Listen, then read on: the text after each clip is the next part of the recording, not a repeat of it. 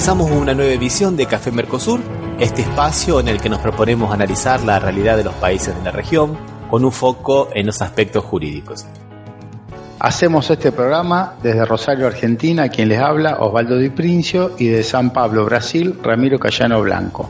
Este programa se transmite por RCA, radio oficial de Resistiendo con Aguante, y también por la radio Las Voces del Muro. También nos pueden encontrar en www.cafemercosur.com y en las redes sociales, Facebook y Twitter, también como Café Mercosur. Bueno, Osvaldo, ¿cómo te va? ¿Qué tal, Ramiro? ¿Cómo estás? Bien, muy bien. Vamos a empezar entonces con nuestra sección Refresh, refrescando noticias, y vamos a seguir hablando de una acción judicial contra Lula que ya está tomando algunos ribetes de telenovela mediática, porque el juez Moro quiere que Lula declare en el, por supuesto, soborno de aquel famoso triplex, aquel departamento triple que tenía en Gorullá, del que habíamos hablado la semana pasada, ¿te acordás, Osvaldo? Sí, que es invitado seguido al programa, el departamento de Lula. Inclusive un ex candidato a presidente de Brasil, ex gobernador de San Pablo y aquí intendente de San Pablo, que conocido Maluf, dijo que en realidad ese departamento triple son 3 casas de Fonavio una arriba de la otra. Paulo Maluf era Paulo Maluf, no, ¿cómo es el nombre? Paulo Maluf. Pero hace años que viene políticamente conocido, porque me suena el nombre, Ramiro. Bueno, Pablo Maluf comenzó su política en la dictadura como gobernador de San Pablo. Ahí está, por eso me parecía. Y después todavía sigue dedicándose a la política. Es diputado nacional. Y dijo que en realidad ese departamento sería 3 casas de Fonavio una arriba de la otra, porque un departamento bastante simple, ¿no? Lo que pasa es que es lo que decíamos la vez pasada, está en Guarujá, y Guarujá para cierto sector de la clase media todavía sigue teniendo así una áurea de cosa, de sueño de consumo, ¿no? Pero bueno, ¿te acordás que habíamos dicho en aquel momento que la acusación que le había hecho en estas delaciones premiadas, ¿no? Sí. Piñeiro, iba a ser muy difícil de que la puedan mantener, porque cómo iban a encontrar las pruebas. Sí. Y efectivamente pasó eso, se cayeron las pruebas porque eran muy írritas las pruebas. Era, por ejemplo, que 2 vehículos que pertenecían al Instituto Lula pasaron por el peaje camino para Guarujá, pero también puede haber sido para cualquier otro motivo. Que vecinos habrían visto a Lula en el departamento. Sí, efectivamente, él fue al departamento a verlo y no le gustó.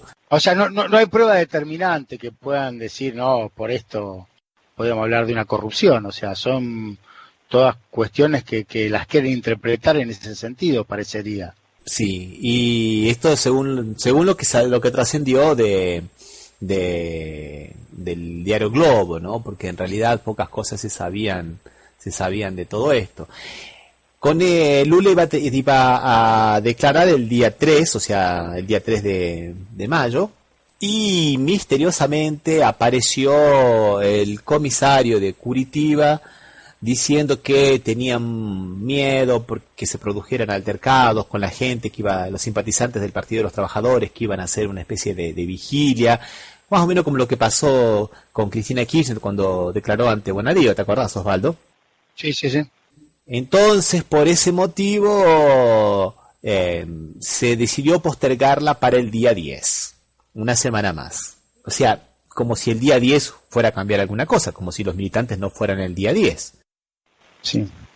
No obstante eso, lo que pasó es que justamente ante la evidencia de la falta de pruebas de esta declaración de Piñeiro, el juez Moro empezó a buscar desesperadamente otras fuentes para poder crear este factoide de la obstrucción de la justicia. Y apareció otro condenado, también dispuesto a hablar, que es Renato Duque, que fue directivo de la Petrobras, y diciendo que Lula le habría pedido que si tenía cuentas en el exterior a nombre de Lula, que él las borrase. O sea, en un momento en el cual ya ni Lula era presidente ni él tampoco era director de la Petrobras. Y una cosa así también genérica, Osvaldo. Si Lula tenía cuentas en el exterior, que las borrase. ¿Qué significa esto, que si Lula tenía cuentas en el exterior?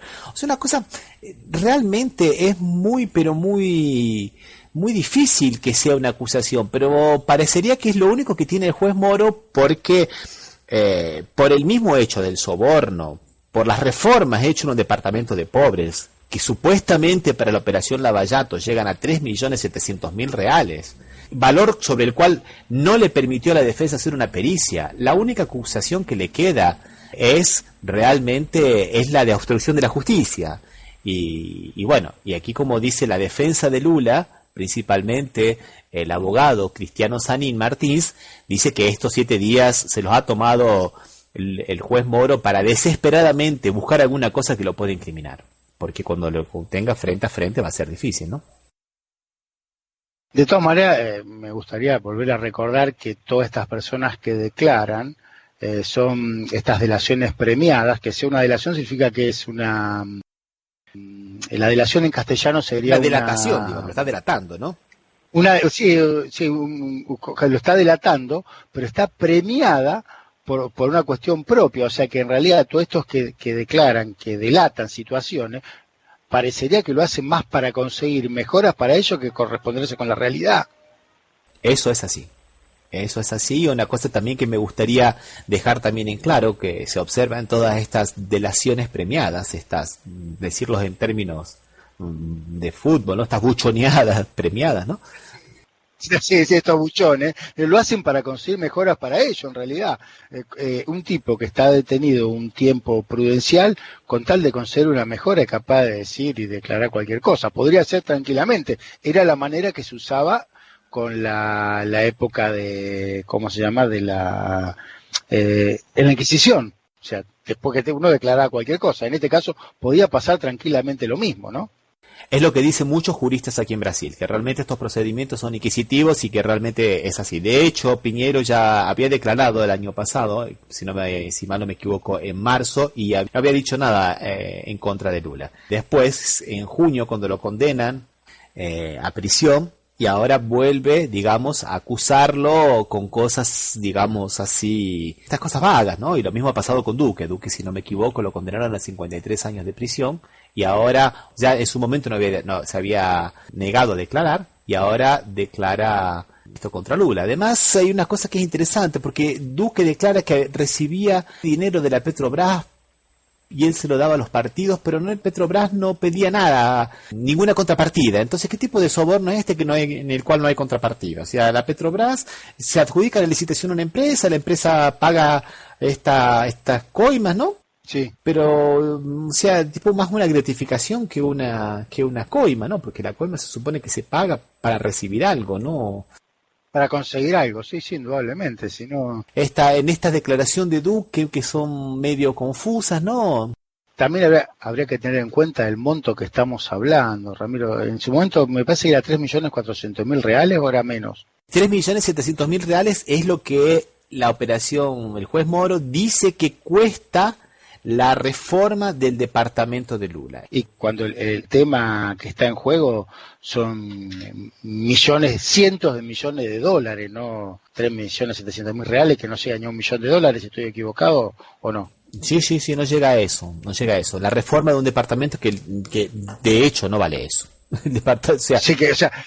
Que al presidente de un país le va a dar menos de $1.000.000 cuando repartiste millones. La verdad que realmente se ve que está necesitado de conseguir algo el juez Moro, porque si no, no tendría sentido esto. Por eso que él intenta enveredar la acusación para obstrucción de la justicia, porque si manda a destruir pruebas, ahí sí, ahí ganaría por partida doble. Primero porque tiene un delito para imputarle. Claro. Y segundo, tiene un motivo para dejarlo en prisión preventiva. Sí. Porque si ya obstruyó la justicia, antes puede continuar obstruyéndola ahora que está procesado. Claro. Entonces esa es la, como se dice aquí, ¿eh? Tendría lógica jurídica. Claro, tendría lógica jurídica.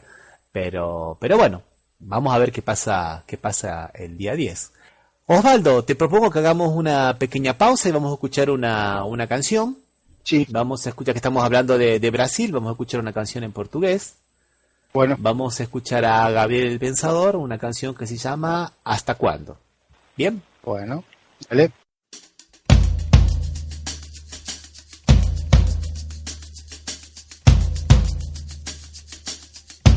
Não adianta olhar pro céu com muita fé e pouca luta. Levanta aí que você tem muito protesto pra fazer e muita greve. Você pode, você deve, pode crer. Não adianta olhar pro chão, virar a cara pra não ver. Se liga aí que te botaram numa cruz. Só porque Jesus sofreu não quer dizer que você tenha que sofrer. Até quando você vai ficar usando rédea, rindo da própria tragédia? Até quando você vai ficar usando rédea, pobre, rico ou classe média? Até quando você vai levar cascudo mudo?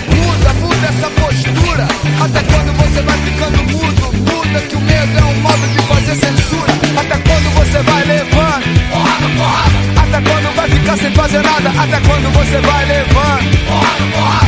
Até quando vai ser saco de pancada? Até quando você vai levando porrada, porrada? Até quando vai ficar sem fazer nada? Até quando você vai levando porrada, porrada? Até quando vai ser saco de pancada? Você tenta ser feliz, não vê que é deprimente. Seu filho sem escola, seu velho tá sem dente. Você tenta ser contente, não vê que é revoltante. Você tá sem emprego, sua filha tá gestante. Você se faz de surdo, não vê que é absurdo. Você que é inocente, foi preso em flagrante.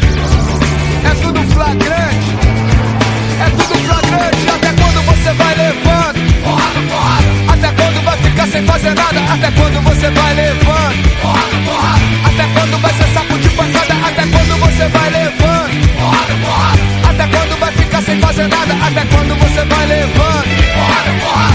Até quando vai ser saco de pancada? A polícia matou um estudante, falou que era bandido, chamou de traficante. A justiça prendeu o pé rapado, soltou o deputado e absolveu os PMs de vigário. Até quando você vai levando porrada, porrada? Até quando vai ficar sem fazer nada? Até quando você vai levando porrada, porrada? Até quando vai ser saco de pancada? Até quando você vai levando porrada, porrada? Até quando vai ficar sem fazer nada? Até quando você vai levando porrada, porrada? Até quando vai ser saco de pancada? A polícia só existe pra manter você na lei. Lei do silêncio, lei do mais fraco. Ou aceita ser um saco de pancada ou vai pro saco. A programação existe pra manter você na frente da TV, que é pra te entreter, que é pra você não ver que o programado é você. Acordo, não tenho trabalho, procuro trabalho, quero trabalhar. O cara me pede diploma, não tenho diploma, não pude estudar. E querem que eu seja educado, que eu ande arrumado, que eu saiba falar. Aquilo que o mundo me pede, não é o que o mundo me dá. Consigo emprego, começo emprego, me mato de tanto ralar. Acordo pensando Deus, sossego no tempo pra raciocinar. Não peço arrego, agora que eu chego, se eu fico no mesmo lugar. Brincando que o filho me pede, não tenho dinheiro pra dar. Escola, esmola, favela, cadeia. Sem terra e terra, sem renda, se renda. Não, não, até quando você vai levando porrada, porrada? Até quando vai ficar sem fazer nada? Até quando você vai levando porrada, porrada? Até quando vai ser saco de pancada? Até quando você vai levando porrada, porrada? Até quando vai ficar sem fazer nada? Até quando você vai levando porrada, porrada? Até quando vai ser saco de pancada? Muda que quando a gente muda, o mundo muda com a gente. A gente muda o mundo na mudança da mente. E quando a mente muda, a gente anda pra frente. E quando a gente manda, ninguém manda na gente. Na mudança de atitude não há mal que não se mude, nem doença sem cura. Na mudança de postura a gente fica mais seguro. Na mudança do presente a gente molda o futuro. Até quando você vai levando porrada? Até quando vai ficar sem fazer nada? Até quando você vai ficar de saco de pancada? Até quando você vai levando?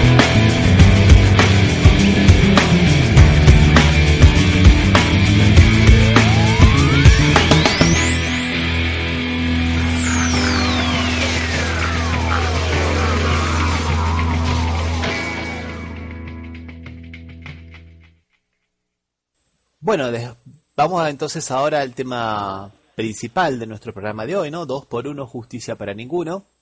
y vamos a contar con la colaboración de Daniela Burlini, una abogada de Rosario, especialista en temas de derechos humanos. ¿Cómo te va, Daniela? ¿Qué tal? Buenas tardes, ¿cómo están? Espero que sea un lindo programa y que a pesar de las diferencias de ideas nos podamos llevar de acuerdo. ¿Qué les parece? Sí, por supuesto. Bueno, el tema que nos convoca hoy, que es el tema del día, ¿no? Que es el fallo de la Corte Suprema de Justicia que decidió otorgarle a Muiño, un genocida condenado por delitos de lesa humanidad, el beneficio de la ley del 2x1, ¿no? O sea, a ver, ¿por qué no comentan un poco ustedes, los abogados de Argentina, qué era esto de la ley del 2x1? Bueno, fue una cuestión coyuntural en donde a fin de cumplir con los reclamos de la Convención Americana de que nadie puede estar detenido sin solamente por un plazo razonable, sin condena más de 2 años, el plazo razonable se tomó como 2 años. Entonces la ley plantea que quienes estuvieran sometidos a prisión preventiva por un plazo superior a 2 años se computaría al momento del dictado de la sentencia cada día de prisión preventiva doble. La ley en el artículo deja clarito en el 7 que no se va a aplicar, únicamente no sería aplicable a los casos de la ley de estupefacientes. Entonces, la ley específicamente dice a qué delitos y en qué casos no se va a aplicar. El problema que plantea, esto viene a ser como una ley posterior más benigna, aplicable, y para, de alguna manera, ubicar al Estado argentino conforme a la Convención Americana que había adherido y no quedar con responsabilidad internacional por tener gente en prisión preventiva mucho tiempo sin condena. Esa era la razón de ser de la ley del 2x1. Después fue reemplazada, se derogó. Esa es la raíz, digamos, la raíz del mal.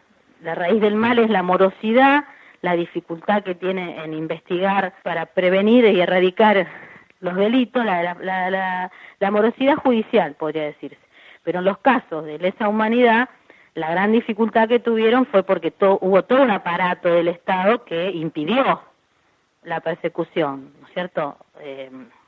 Esa fue la raíz de la cuestión. No sé qué les parece a ustedes. Bueno, una cuestión que me gustaría apuntar, Daniela, que estaba el fin de la ley, la finalidad de la ley 24.390, era una finalidad de alguna manera no era mala, ¿no? Porque en realidad nadie puede estar en prisión preventiva, porque la prisión preventiva es una anticipación de pena y cuando realmente no hay una condena. Y hace esta semana se hizo un relevamiento de datos en las diferentes cárceles y de los 72.000 presos que hay en Argentina, entre presos por delitos comunes y por delitos federales, el número de los que están en prisión preventiva llega casi al 60%. Acá en Brasil con Osvaldo nos sorprendíamos porque llega al 48% los detenidos en prisión preventiva y en Argentina llegan casi al 60%. O sea que el Estado continúa siendo omiso en su labor de perseguir con celeridad, como corresponde, ¿no?, los delitos y siguen pagando los presos en las prisiones preventivas. O sea que el problema continúa, ¿no?, a pesar de... Claro que sí. El problema de la morosidad de la gente que está detenida, ¿no es cierto? La cuestión sería plantearse si la prisión preventiva es un adelanto de condena, que es en la mayoría de los casos es eso, y después la cuestión de que si la privación de la libertad es, digamos, lo que... O sea, es cuestionar toda la raíz del derecho penal, Ramiro. No, un poco yo decía esto porque recuerdo que entre el 94 y el 2001, más o menos, cuando regía esta ley, todos los medios de comunicación, principalmente esos que tienen una idea punitivista, ¿no?, criticaban esta ley terriblemente porque decía que los ladrones entraban por una puerta y salían por la otra. O sea, recuerdo bastante bien, ¿no? Y ahora no estoy en Argentina.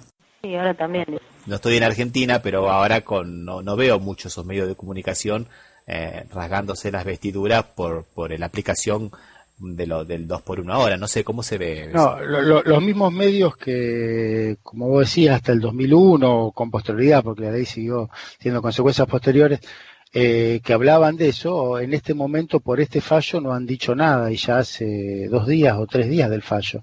Y todavía ningún medio, como La Nación, que fue el primero que atacó el sistema. ¿Cuándo salió? El mismo, ¿Cuándo? yo lo leí al día siguiente.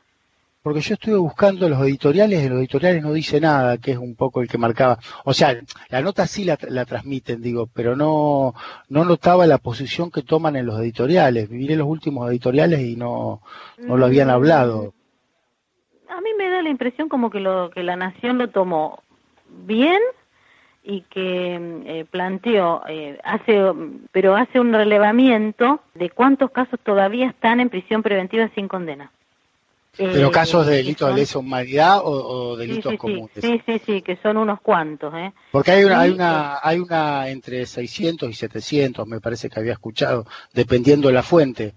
No era tanto. Y yo lo leí en la cama, te digo, temprano, y la página 12 puso algunos pedacitos de lo que dijo Lorenzetti y Maqueda, y que fue, digamos, el que hizo un estudio más del caso y comentó. Y después Clarín y Nación hablaron sobre las repercusiones que tendría en ese momento la sentencia, que es, digamos, la gente que puede pedir la libertad. O sea, Daniel, lo que yo te decía no es que no haya tomado la noticia y no la haya hecho pública. Lo que no tomó fue una posición, o sea, el diario, para mí, no, ese es mi punto de vista, toma posición sobre un tema cuando lo dice en el editorial. Y La Nación es la que marcaba los editoriales de todas las políticas que está tomando el gobierno. Y en este caso, hasta hoy no tuvo ninguna editorial sobre ese tema. Editorial, o sea, como opinión política, que casi son sin firma a veces las editoriales. Pero no tomó, o sea, que sí. Claro, trasladó la noticia porque no podía evitar trasladar la noticia, porque la noticia fue pública y llegó hasta los diarios españoles que yo estuve mirando. Y no sé, vos mirás, Ramiro, en Brasil si hubo algún rebote de la noticia. Solamente hubo rebote en unos blogs de más progresistas que acá como habíamos visto en otros momentos, funcionan como verdaderos portales de noticias, ¿no? Pero no se le ha dado mucha repercusión todavía. De cualquier manera, me parece que este doble discurso que tienen algunos medios por ahí es una cosa interesante, ¿no? Y yendo un poco a lo de La Nación, me parece que va a ser un poco difícil que ahora, digamos, se oponga mucho a este beneficio, porque de alguna manera ya en otras editoriales, como bien habías marcado, Osvaldo, ¿no? Ya venía pidiendo un poco esta historia de que se acabaran los delitos de lesa humanidad. Sí, o reducción de las penas, o la libertad de los represores, hablando de la justicia o de la pacificación del país, qué sé yo, todo este discurso que a veces se reitera.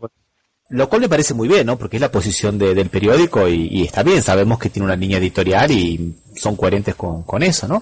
O sea, esos son, desde Mitre hasta ahora, son eso, y bueno, y está bien. No, y han sido consecuentes, o sea, eso es real, hace años.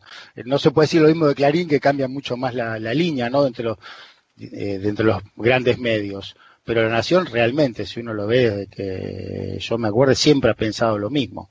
Y ha dicho lo mismo y no ha tenido problema. En este caso me extraña justamente resaltar, porque me extraña que no haya hecho pública una posición, porque en realidad me daría la impresión que tendría que contradecir su opinión anterior al 2x1. Claro, porque ahí haría una distinción entre un preso común, al cual le van a beneficiar con el 2x1 y vuelven los negros choros a la calle. Tal cual vos lo decís. El 2x1 aplicado a la gente que es como uno, ¿no? Ahí estaría la cuestión. Y que son como ellos, Daniela. Claro, ahí estaría el dilema moral que tendría La Nación. Claro. Que va a ser interesante ver cómo lo resuelve. Aprovechando un poquito esto que dice Daniela, y antes de entrar en el tema específicamente, ¿qué les parece si escuchamos un pequeño audio donde un personaje llamado Militante Confundida habla un poco con relación a esto y le ponemos una gota de humor? ¿Qué les parece? Sí, por favor, a ver. Sí, el 2x1 para crímenes de lesa humanidad, Juli, sí. Es que, a ver, si vos cometiste un crimen pedorro, asaltaste un banco, no sé, te robaste una billetera, es como que no le pusiste onda. En cambio, si vos tiraste un montón de gente al mar desde un avión, torturaste embarazadas, vendiste bebés a lo loco, bueno, entonces ahí sí, digamos, te hacen un descuento por cantidad, digamos, sos como un mayorista del crimen, Juli, el genocidio es un mayorista. Entonces, claro, les hacen un descuento por ser buenos clientes. Claro, es como más top. Bueno, un poco este audio viene en consonancia con lo que puso Página 2 en la tapa, ¿no? Hoy 2x1 para genocidas, y un poco lo que estabas diciendo, Daniela, ¿no? El 2x1 cuando se le aplicaba a los presos comunes, mucha gente criticaba, y ahora para este tipo de delitos parece que nos callamos un poco la boca, ¿no es verdad? Claro, es así. Bueno, vamos a decir que este fallo fue dividido, ¿no? La mayoría de los votos fue compuesta por Elena Hayton de Nolasco, que mucha gente se pregunta por qué ha cambiado la jurisprudencia, ¿no? Porque ella en el 99 en casos parecidos había opinado lo contrario. Por Carlos Rosenkrantz y Horacio Rosati. En disidencia votaron Lorenzetti y Carlos Maqueda.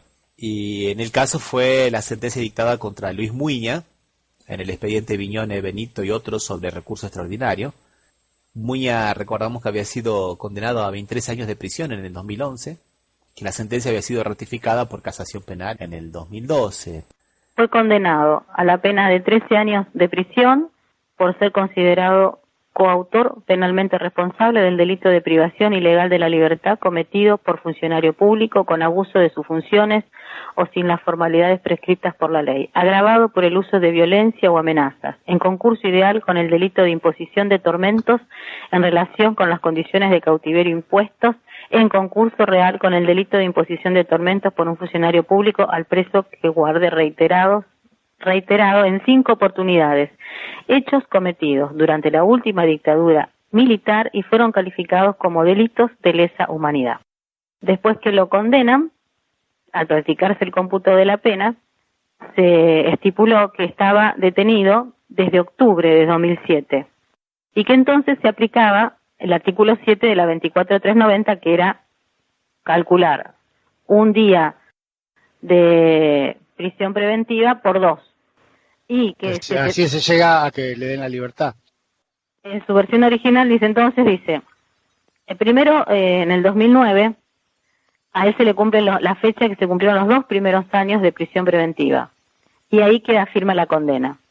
La cuestión, digamos, como se dice en derecho, ¿cuál es el tema de la litis? Es si se aplica o no esta ley que al momento cuando a él le hacen la imputación y cuando a él lo procesan y lo condenan, no estaba vigente la ley, porque ya se había derogado. Es un tema de casi parecería ser como si fuera un tema de académico, de pregunta de examen de derecho penal, que sería la ultraactividad de una ley penal más benigna a un condenado, aunque esa ley no hubiera estado vigente durante el proceso de su proceso.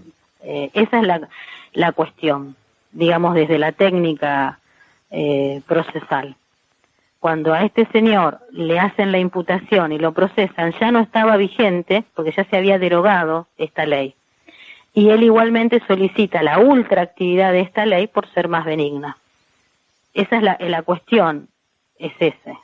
El tema de la litis es, ¿se aplica o no ultraactivamente la ley penal más benigna o no se aplica porque no estaba vigente y no le corresponde pedirla? Y después las otras consideraciones que hacen después lo vamos a ver, los votos de minoría, es que no corresponde otorgar ese beneficio. Pero bueno, lo vamos a ir desminuzando de a poquitito. ¿Qué les parece? Excelente, Daniela. Vamos a hacer lo siguiente. Vamos a poner una canción y después volvemos con ese tema. ¿Qué les parece? Como ustedes digan. Vamos a escuchar entonces a La Chancha Muda y el tema Mar de Fueguitos. Ah, que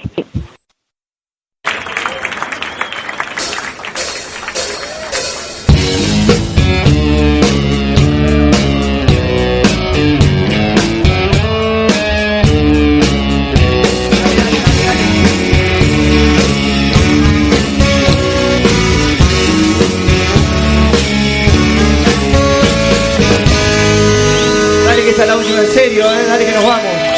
Dale.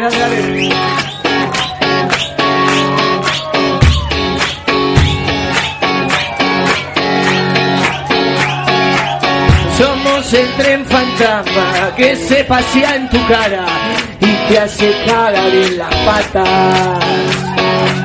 La furia intransigente, a la victoria siempre, la rebelión insurgente. Somos la venas abierta de par en par, saneando la rabia de 5 siglos de opresión, 5 siglos de dolor. Dale que nos vamos, che.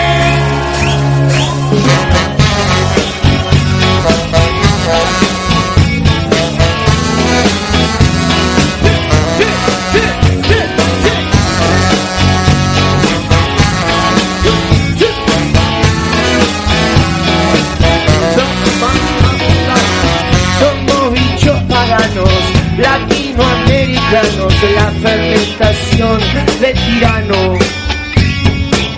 Somos los olvidados, pueblos esclavizados, moscas en tu monitor, globalizado. Somos pura cicatriz que fortalece, somos la lucha que crece en tu nariz, dale. Somos la fuerza, la unidad, la libertad, el forúnculo del poder, el pueblo de pie, la satisfacción de combatir, de resistir, la letra cambiada para usted, señor, que no entiende mi canción, no la entiende. Somos la revolución, la revolución. Sí, agarrate.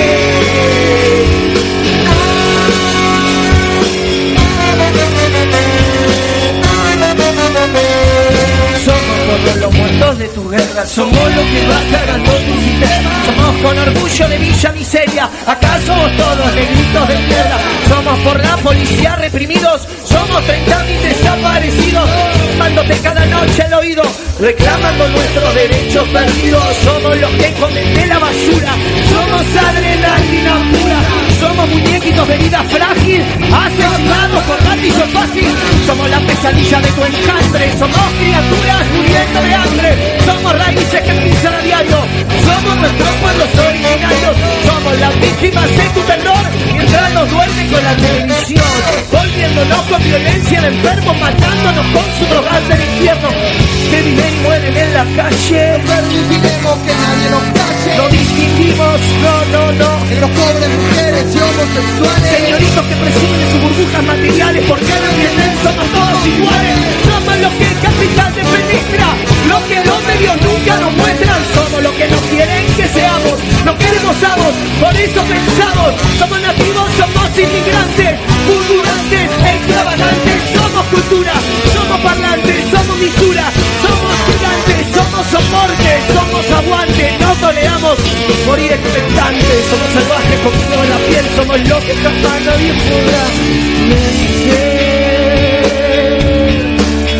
Podrá vencer.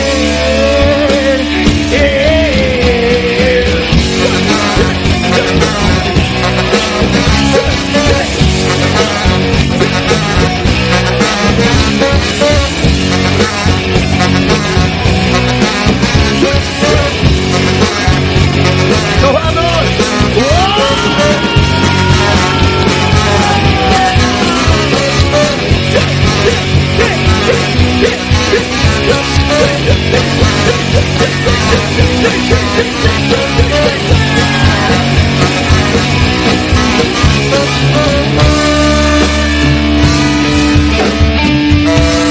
Somos la revolución.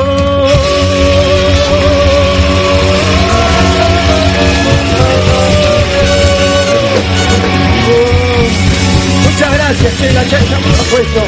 Ya no queda más lugar para la alfombra. Muchas gracias. Nos vemos la próxima, gracias, ¿verdad?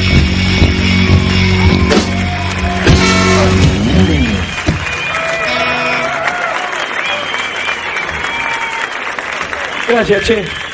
Gracias. Vamos, papá, vamos todos.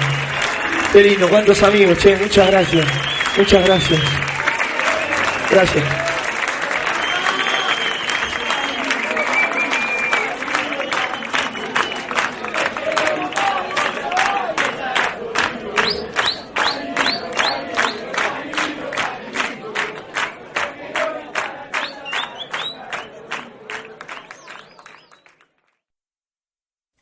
Bueno, después de escuchar el tema, entonces volvemos con ese tema tan interesante que había colocado Daniela, ¿no? De la ultraactividad de una ley penal más benigna. Y aquí me gustaría poner un poquito de pimienta a este asunto y pensar, la primera distinción que me gustaría hacer es lo siguiente, ¿no? ¿Ley penal o ley procesal penal? ¿Cómo se entiende? Porque el sábado en el programa de Radio AM 750, el juez Garzón hizo esa distinción, ¿no? Que en realidad se trataba de una ley procesal y no de una ley penal en el sentido material.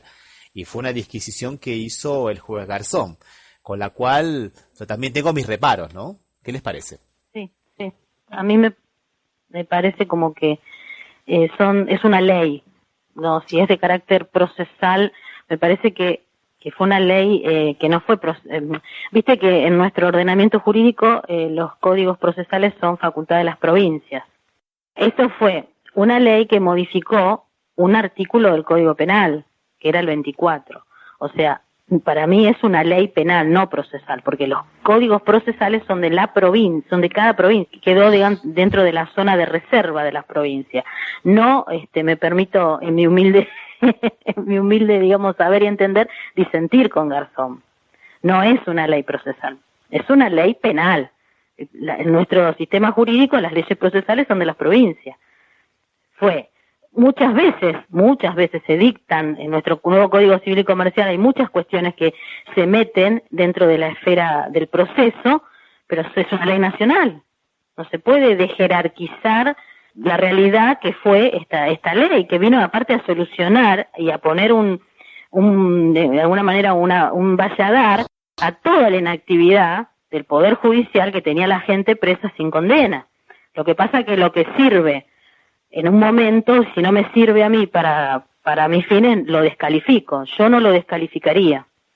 No, yo creo que Daniela tiene razón, que estaba pensando el razonamiento de ella y me parece que realmente es una ley de derecho de fondo, no es una de derecho de forma, porque hay muchas leyes que son de fondo, que son dictadas a nivel nacional, como las modificaciones del Código Civil, y que después obliga a que se adapte el procedimiento en las provincias, por lo cual yo diría que también sería una ley de fondo, o sea, que sería aplicable a todos los casos, o sea, sería modificado. La dictó el Congreso, la dictó el Congreso Nacional, por eso. Perdona que te interrumpa.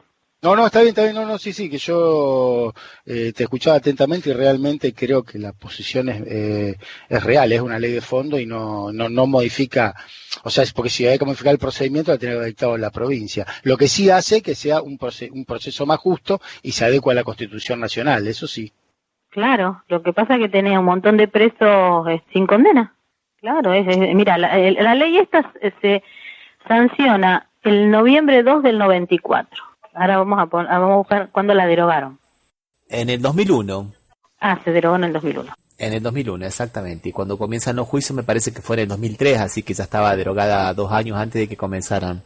Claro, ya estaba derogada. ¿Qué les parece si escuchamos ahora un audio de Pablo Yonto, de un reportaje que salió en el programa Periodismo en Libertad en Radio Urbana, del periodista Carlos Quiroga, y después seguimos comentando a partir de lo que él dice? ¿Qué les parece? Dale. Estamos en comunicación con Pablo Yonto, que es abogado que ha participado como querellante o representante de las querellas en muchos juicios por delitos de lesa humanidad, y que nos va a dar una mirada muy calificada sobre esto que ha decidido por mayoría la Corte, hoy la única mujer de la Corte, y los 2 nuevos jueces que metió Macri. Primero intentó por la ventana, después fueron validados por el Senado. El 2-1 para genocidas. ¿Cómo estás, Pablo? Buenas tardes. Ahí que andamos mal, por supuesto. Buenas tardes, pero todo esto de tener todos los días una un avance de todo este gobierno y de los que lo apoyan, o de un sector de los que lo apoya, llevando adelante todas acciones contra el pueblo, pero esta creo que es de las más graves, ¿no? Esto de ya poner en la calle a este genocida y a tratar de abrir la puerta para los demás, nos parece la gota ya que colmó el vaso, y creo que hay que ser muy duros en las respuestas y hay que denunciar a estos jueces de la Corte, que no son otra cosa que la cara de Macri en la Corte, ¿no? Uh-huh. La verdad que es una barbaridad que ha golpeado a todo el movimiento de derechos humanos y también creo que a importantes sectores de la sociedad que ahora observan cómo los privilegios son para los que han cometido los mayores crímenes en la historia argentina, para los que asesinaron de a miles, torturaron de a miles, para los golpistas, para ellos hay premios, y los premia la Corte. Pablo, técnicamente, ¿cómo fundan ellos el exhumar una ley que ya está dada de baja, ya no existe, y sin embargo se la aplican a un genocida? Y están aplicando un principio, o sea, se amparan, claro que el voto ha sido 3-2, ¿no? Sí. Es decir, por supuesto no hay que perder de vista a los tres que han votado. Es decir, cuando hay un fallo de estas características en cualquier tribunal, uno sabe que acá hay una cuestión bien política de por medio, y acá tenemos muy integrada esta nueva mayoría macrista, que es Rosenkrantz y Rosati, los jueces que Macri intentó meter por la ventana, y que lamentablemente después, por un decreto, y lamentablemente después algunos senadores traicionaron su mandato y terminaron dándole el apoyo en el Senado, y hoy son jueces puestos por Macri para esto y para mucho más, ¿no? Porque ya vienen haciendo barbaridades, así que de ellos no sorprende. Estos son las dos manos de Macri dentro del máximo tribunal. Y después Hayton, que ha votado así, seguramente porque hace pocos días el gobierno la premió, no apelando en el expediente que se había abierto para hacer cumplir la Constitución y que se jubile a los 75 años. Hayton ya cumplió 75 años, por la Constitución tiene que estar jubilada, por los fallos de la Corte tiene que estar jubilada, pero interpuso un expediente, y en ese expediente primero se había opuesto el gobierno y después decidió no apelar, con lo cual evidentemente quedaba claro que ahí había un acuerdo, y así está pagando Hayton este acuerdo. Vergonzoso, esos ¿no? Tres, vergonzoso. Sí, decime, pero te iba a explicar lo otro. Solo decía que era vergonzoso, pero sigo aguardando tu explicación, que me interesa muchísimo. Y bueno, son ellos tres los que ahora deciden, basándose en el principio de la aplicación de la ley penal más benigna, que es un principio obviamente que está en los textos, y lo que hay que hacer es interpretarlo, y acá la interpretación ha sido de ellos tres en contra de la política de derechos humanos del Estado argentino. Ha sido, en vez de apoyarse en las normas internacionales que son las que establecen que deben ser juzgados y deben ser condenados quienes han cometido los delitos más graves para la humanidad, y que por lo tanto para ellos no hay aplicación de principios penales más benignos, porque precisamente una de las cuestiones más importantes que el derecho internacional excluyó para ellos es el tema de la prescripción. Por eso estos delitos son imprescriptibles, por eso tienen consideraciones especiales, porque la humanidad ha considerado estos delitos como, por eso se llaman de lesa humanidad, porque afectan a toda la humanidad por la gravedad, y por lo tanto pueden ser juzgados en cualquier país y no tienen el beneficio de la prescripción. Y así como no tienen el beneficio de la prescripción, mucho menos pueden tener los beneficios colaterales, que además aquí están mal aplicados porque le están aplicando una ley que ya había sido derogada, la ley del 2x1. Claro, ¿cómo opera una ley derogada que pueda ser aplicada a posterioridad? Porque han hecho una construcción en el fallo rarísima, diciendo, bueno, acá se trata de delitos permanentes, entonces como son delitos permanentes, está atravesado el periodo por el cual esta ley era aplicable, también atravesó la comisión del delito de ellos. Es decir, es una cosa tan dada vuelta, y se nota tanto todo lo que tuvieron que construir para llegar a esto, pero bueno, evidentemente tienen la directiva de que esta va a ser una de las maneras de beneficiar a los genocidas. No es la primera vez, no es lo primero que hacen. Hace pocos días sacaron una sentencia también, la Corte y el fallo dividido respecto de las prisiones domiciliarias. Mañana el Consejo de la Magistratura va a meter a un ministro de Vidal, Maíquez, que fue ministro en los primeros 6 meses de Justicia, lo va a meter en la Cámara de Casación, donde hay una vacante, la Cámara de Casación Federal Penal, que es precisamente la cámara que trata las apelaciones de la sentencia de lesa humanidad. Es decir, se va viendo, por supuesto, es tan detallista esto, pero nosotros vamos viendo que hay un avance por todas las líneas, que tiene un objetivo. El objetivo es esto de sacar a todos los genocidas de la cárcel, y bueno, va en línea con lo que acaba de hacer la Conferencia Episcopal hace días, de convocar a víctimas y victimarios para ver si se abrazan ahí y empujan un perdón, que no es el perdón que quiere de la sociedad argentina. La mayoría de la sociedad argentina creo que ha estado y está de acuerdo en que los responsables del genocidio sean juzgados, que su lugar es la cárcel. Ellos son los que dieron los golpes de Estado, los que aplastaron a la sociedad argentina, los que terminaron con las libertades, los que mataron, los que torturaron, los que lanzaron a los jóvenes en los vuelos de la muerte. Pablo, ¿y técnicamente hay una alternativa de alguna instancia apelatoria para esto que sacó la Corte hoy? Y vamos a tener que, justo este fin de semana, son las Jornadas Nacionales de Abogados y Abogadas de Lesa Humanidad en Santa Fe. Este tema, por supuesto, va a ocupar un punto central, y seguramente haremos una presentación internacional. Más allá de, yo voy a proponer que se haga una denuncia penal contra Hayton, Rosenkrantz y Rosati, porque la verdad, más allá de que prospere o no prospere, acá tenemos que analizar, si han hecho todo esto apartándose de la aplicación de las normas internacionales, y esto, configura, por lo menos para algunos de nosotros, configura un delito. Esto es un beneficio para un tipo en particular, pero puede transformarse en una jurisprudencia. Sí, se aplica para Luis Muña, que es un represor del Hospital Posadas, que había sido condenado por el Tribunal Oral Federal número 2, y seguramente tras él irán corriendo los defensores de otros genocidas que estén en situaciones parecidas para empezar a pedir este beneficio del 2x1, y lo que va a generar esto no es se van a ir a prisión domiciliaria.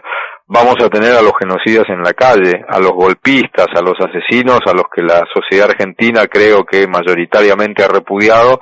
Gracias a Hayton, Rosenkrantz y Rosati van a estar otra vez caminando alegremente por las calles del país. ¿Y este personaje al que beneficia directamente el fallo, en cuánto le alivia la condena? No, por las cuentas que hemos estado haciendo, si pide la aplicación de esta sentencia ya, en una condena lo deja libre. Lo que pasa que este asesino tiene otra causa pendiente en trámite, donde ahí no ha sido condenado.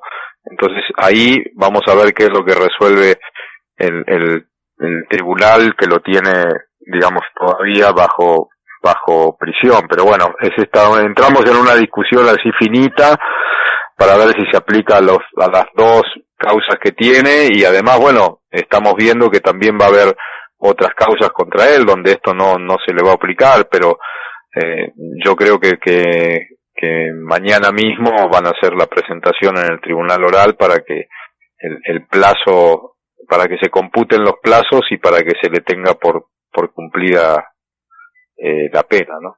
Pablo, gracias por la comunicación. Bueno, hasta luego, gracias. Un fuerte abrazo, adiós.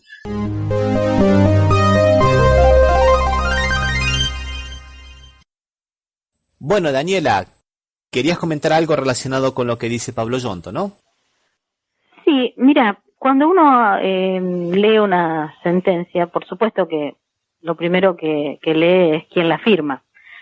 Independientemente de eso, cuando uno critica una sentencia, no puede sustentar la crítica en descalificaciones personales de las personas que la emitieron. No comparto el criterio de este colega, en virtud de que se basa únicamente en descalificar la situación y los orígenes ideológicos que tienen los firmantes de la sentencia, porque es descalificar el trabajo jurídico que han realizado. Uno puede atacar o puede pensar diferente, pero no puede basar solamente en la crítica, en decir que han sido puestos por el Poder Ejecutivo, o que la doctora Hayton ha devuelto un favor porque se ha quedado, digamos, en el cargo superando los 75 años, o que porque me parece que no se ajusta ni enriquece el debate. Esa es mi crítica. A lo mejor el comentario lo hizo, digamos, con mucho fervor y apenas dictada la sentencia, no, sin poder, digamos, meditar, porque esta sentencia sale, pero ha sido fruto de un trabajo de mucho tiempo, meditado y muy estudiado, ¿no es cierto? Me parece a mí. Si bien evidentemente lo que dijo Pablo Yonto estaba muy cercano a la resolución, por lo cual no tenía perspectiva y su opinión a veces puede estar influenciada por los sentimientos que él tenía en ese momento, mi disidencia es con respecto a las resoluciones de la Corte, que no son la misma interpretación que se hace en las resoluciones de los otros juzgados, porque en mi opinión la Corte siempre es la que tiene una posición política en cada resolución. De hecho, cada vez que hay que hacer cambios importantes en cualquier gobierno o en cualquier país, uno de los temas que hay que cambiar es la Corte, porque tiene que cambiar cómo resuelve los casos. Por lo cual, darle un cariz político a una resolución de la Corte, yo creo que cuando se habla de la Corte es válido. Bueno, Osvaldo, y me gustaría decir también que además de esta cuestión de que sea una ley procesal, y también concuerdo con lo que está diciendo, con lo que dice Daniel y con lo que decís vos, ¿no? La verdad que es una ley procesal, pero bueno, fue una ley nacional, es verdad. Otra cosa que me gustaría decir es que no se trata de delitos comunes, que se trata de delitos de lesa humanidad, y que estos delitos tienen una categoría especial, ¿no? Los delitos de lesa humanidad, conforme no solamente la jurisprudencia, sino también el Estatuto de Roma, que es el Estatuto para la Corte Internacional de Justicia, dice que son imprescriptibles y que no se le puede conmutar la pena y que son delitos pero muy graves. O sea, la humanidad tiene la necesidad de eso. Entonces es muy difícil a estos delitos aplicarle estos beneficios como la ley del 2x1. No, en realidad, ya haciendo un poco de historia, lo que son, cuando nacen los delitos de lesa humanidad, la génesis de su creación es terminar la Segunda Guerra Mundial y tiene como finalidad sancionar, penar o juzgar a los delitos que cometieron sobre todo los nazis durante el transcurso de la Segunda Guerra Mundial. Inclusive se los juzga en tribunales especiales y con normas que en el momento de la Segunda Guerra Mundial no existían. Por eso tienen un tratamiento especial los delitos de lesa humanidad. No son como cualquier delito. Y ahora están tipificados inclusive. Ahora están tipificados en el Estatuto de Roma, que también he citado, si no me equivoco, en el fallo de la doctora Hayton de Nolasco. Y también dentro de esos delitos hay que distinguir dos cosas. Algunos delitos son instantáneos, como por ejemplo la matanza de miembros de un grupo, y otros, por ejemplo, como el traslado por la fuerza de niños de un grupo a otro, o las medidas destinadas a impedir nacimientos en el seno del grupo, ¿no? O que le pierdan el derecho a su personalidad cuando se le cambia el apellido y el nombre, y entonces eso el delito dura mientras el niño no pueda recuperar su verdadero nombre, ¿no? Y ahí está la cuestión, Osvaldo. En el artículo 7 está específicamente establecido que, por ejemplo, cuando se habla de la desaparición forzada de personas, el delito es un delito permanente hasta que la persona no aparezca, o el cuerpo no aparezca, continúa desarrollándose el delito. ¿Y qué ley se aplica? ¿La última ley o la ley de cuando se cometió el delito? Si el delito es un delito continuado, es un delito permanente. Entonces, acá, en este caso, es difícil aplicarle una ley cuando las propias personas que estaban cometiendo los delitos en ese determinado momento eran inimputables porque tenían la ley de la obediencia debida y del punto final. No, sí, de hecho, si le tiene que aplicar la ley más benigna, le puede aplicar la ley de obediencia debida del punto final. O sea, si el principio sea aplicar la ley más benigna. Claro. O sea que es muy difícil ver cómo se ha colocado esta ley del 2x1 cuando ellos ni siquiera en ese momento habían estado procesados, cuando el delito continúa desde el momento en que se cometió allá en los años 76, 77, hasta el momento que no han aparecido los bebés, que no han aparecido los desaparecidos. Y bueno, un gran sector de la doctrina, principalmente la doctrina argentina, dice que debería aplicarse la ley actual, ¿no? La ley, porque hay dos teorías: o se le aplica la ley del momento en el que el delito comenzó, o en el momento actual en el que se juzga. La doctrina argentina siempre ha entendido que se tiene que juzgar de acuerdo al momento en el cual se juzga, ¿no? Sí. De cualquier manera, si fuéramos con la otra teoría, tendría que ser la ley de cuando el delito comenzó, y que nunca sería en el año 94, porque estos delitos son todos de la época de la dictadura. O sea que tampoco podría de esa manera invocarse la ley del 2x1, ¿no? Sí, realmente es una cuestión que a veces uno, desde que fue el fallo, lo hablábamos con vos, Ramiro, uno intenta encontrar una explicación a este fallo. ¿Por qué en este momento? Porque un fallo que tiene tantas aristas y que fue tan criticado por todos los sectores, casi que no hay sectores que lo están defendiendo al fallo. Inclusive una cosa que es interesante, dentro de la ley de obediencia debida, se dejó expresamente fuera el delito de la supresión de Estado, ¿no? Que ni existía, pero el delito de la cuestión de los bebés, ¿no? Porque... Sí, que los quitan de su familia natural, lo trasladan a otra, le cambian el nombre y el apellido y no sabe de quién es hijo el niño. Sí, es cierto, ese delito se conformó después de la dictadura, ¿no? Claro. Esta disquisición que nosotros hacemos entre los delitos de instantáneos y permanentes o continuos ya había prevenido Zaffaroni, ¿no? De cómo debería ser el entendimiento. O sea, no es solamente una cuestión que nosotros estamos colocando, ¿no, Osvaldo? No, y aparte, un poco en la génesis de la ley esta, él empieza a hablar porque hace años, ya en el 70, bueno, cuando secuestran a Aramburu, cambia la legislación para los secuestros. Entonces dice, como el secuestro no fue de un solo día, duró un tiempo, en el transcurso de que se realiza el secuestro, cuando lo secuestran a Aramburu, el delito no estaba tipificado de esa manera. Y después, en el transcurso sí lo cambia. Entonces, ¿qué ley se le aplica? Por eso él toma posición en ese caso diciendo que se aplica la ley cuando empieza el delito, cuando son extendidos. El caso de Aramburu fue en el 74. 74. De cualquier manera, después el delito cambia porque Aramburu... Se muere Aramburu, o sea, se pierde el sentido porque ya no había sido secuestro, porque muere mientras estaba detenido, ¿no? Pero bueno, estaba secuestrado, perdón. Pero él es la génesis, la discusión de Zaffaroni es tomando ese delito puntual que cambia la ley en el medio del secuestro. Bueno, ahora que la hemos recuperado nuevamente a Daniela con algunos problemas técnicos, vamos a cerrar por aquí. Y nos comprometemos para en el próximo programa seguir hablando de este tema, porque este tema realmente no se agota fácilmente. Y vamos por una sugerencia de Daniela, vamos a verlo junto con otro tema muy interesante, que es el caso de los exploradores de cavernas, ¿no es verdad, Daniela? Sí. Y lo seguimos en el próximo programa, ¿qué les parece? Bueno, sí, un tema que va a traer cola, seguramente no se va a terminar esta semana, así que... Bueno, leamos el caso y a ver a qué juez elegimos. ¿Qué les parece? Dale. Bueno, hasta la próxima y un gusto, chicos. Chao, Daniela, un gusto.